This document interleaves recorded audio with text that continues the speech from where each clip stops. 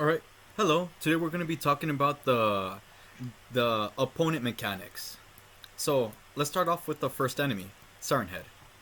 Siren Head. This is Model 3.0. With the 3.0, we finally gave him a vision radius. So this here is the huge radius. Back then, you had to be within range and you'll start chasing. Now, that's the opposite. You could be within range and nothing happens. But if you're within the angle times the radius, he will finally see you and try to capture you. So, if we take a look at, if we keep going in, as you can see, you could be within any part of this and he will not detect you. The reason we wanted to add this new mechanic is, say you're behind an obstacle and you're within the front of his vision. He will still not be able to detect you, because let me show you. Here we go.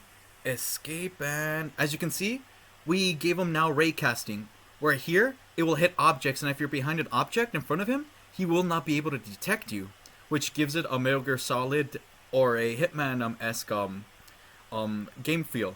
So now you could be like Agent 47 or Metal Gear Snake and be like, finally giving you the ability to have sneak in the game.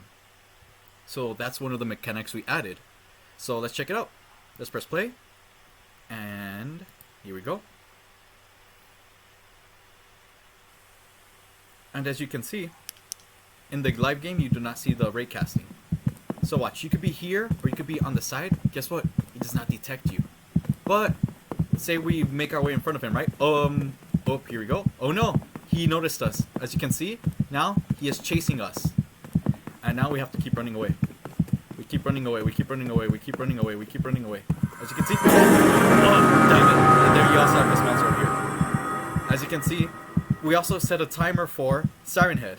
And what happened was, if you're outside of his purple radius for 8 seconds, he will stop chasing and continue patrolling. So here's one of the new mechanics we've added. So the way Siren Head works is he goes patrolling through the aisles and he runs a case statement.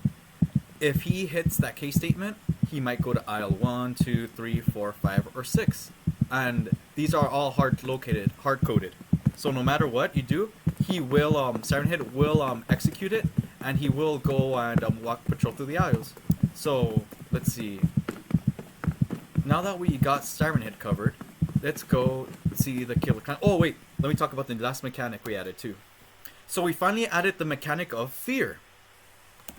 Here we go. So maximize on play.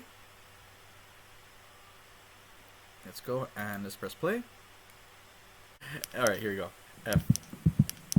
So as you guys can hear, we have heartbeats now. So this is how heartbeats work. All the monsters within the basement finally could cause fear. And if you check out in the upper left corner right here, I have fear up to 15/9. Fear affects your heart rate and it affects the flickering on the lights. So let's just camp next to Siren Head and gain some fear. 59, 60. So around the 80, as you can see, there you go. There's some flickering going on right now. As you can see, 66, 67, 68, 69. Let's keep chasing. Let's keep following. 71, 72, 73, 4, 5. As you can see, the light's going to start flickering. There we go. It's going to keep flickering. Ooh, get out of his range. Get out of his range. Just let him walk by. Just let him walk by. Okay, good. As you can see, 88, 89, 90, 91, 92. There we go. Flickering. And if we reach 100, it's going to do some mad flickering. There we go. And this flickering needs to make like you gotta guys, and then as you guys step away, there you go. Flickering's gonna go down. All right then. So all right, here we go. So is it this one? No, it's the next one. Now the second mechanic is the Killer Clowns mechanics. So here we go. As you can see him right here, right? So like the previous video, not much has changed with him. He is the trap enemy. So the whole point is for a player just to get super close, and then he starts chasing, right? So like before, he has a capture radius. So we just activated his chase one, but if we're within his capture radius, he will execute the grab animation. So as you can see, he will grab the player, right here, grab, He grabs you and you can't move. You can't move left, right, up, or down. It sets velocity back to 0. So all you're left now is to watch the player or watch the clown finish you off and sacrifice you. So the last mechanic, Stanley, my friend Stanley, will take over from here. Hi, this is Stanley, and today I'm going to be going over the SCP-173 enemy. So when we get into the game, we can go down to the basement, which is where I am right now, and we can turn on our flashlight and look around for some of the enemies. And the objective of the SCP-173 is to basically stalk the player while the player isn't looking. The SCP doesn't immediately know where the player is until the player actually walks into its sight.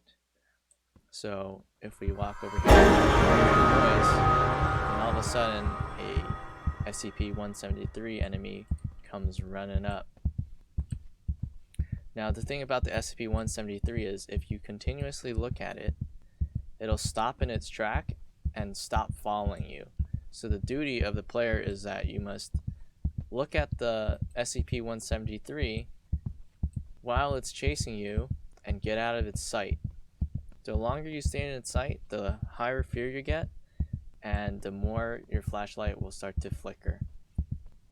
As soon as you're out of its sight, he'll run away back to the position where he last saw you, and you can avoid him that way. Now, let's say I run in front of him, and he sees me, he will start chasing me, and if I don't look at him, and there is a very loud noise that plays that kind of scares the player for a jump scare.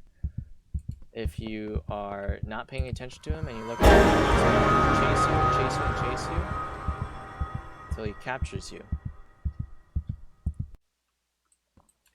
So that's SCP-173.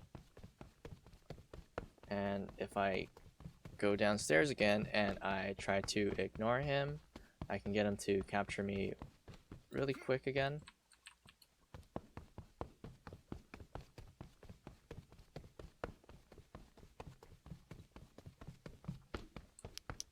And if I'm not looking and I'm not careful, there he is, he can capture me.